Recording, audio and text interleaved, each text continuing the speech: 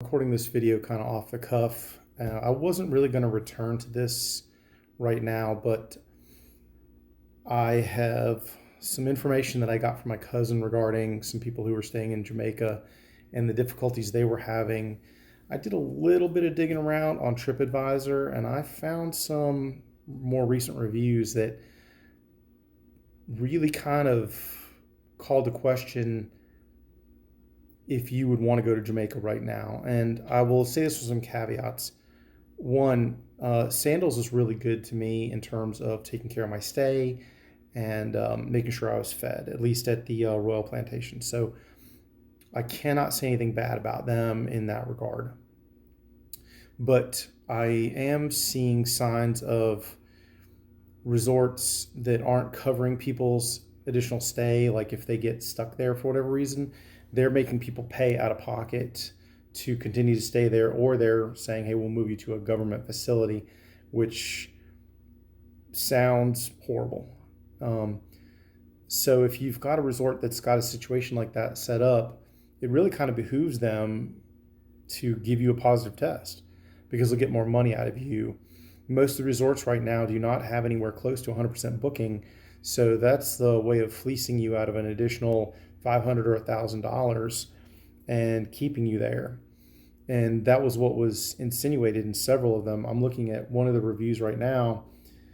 I'll actually post the screenshot beside me, but worst travel experience ever.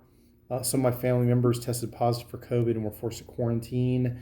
Little to no food, can't leave the room, no air conditioning, and nobody responding to multiple calls for basic food requests. Now they complain about vegetarian diet, but nevertheless, that is horrible.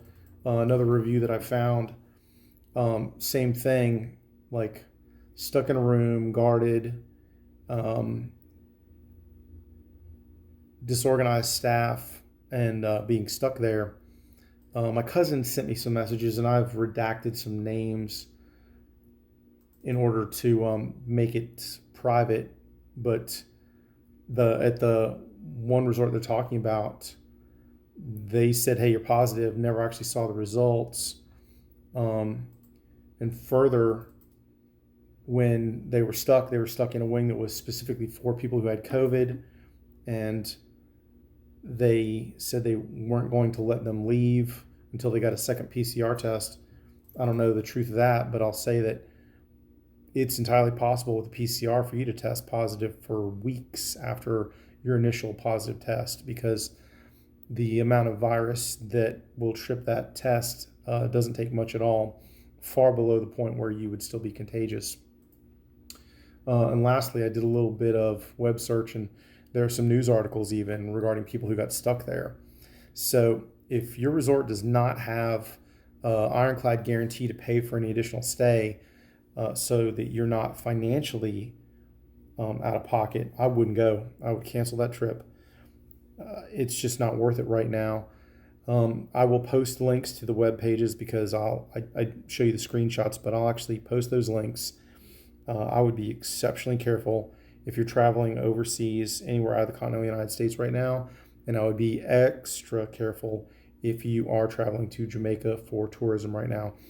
I think the higher end resorts probably okay. You still have that risk of getting stuck, but for anything mid-tier or bargain, if you're traveling there right now and you engaged in travel along those lines, I think that you have some odds of getting in over your head in terms of time and finances. So good luck. I don't know if this is going to apply to very many people, but if it applies to you, I would definitely beware. Be safe, guys.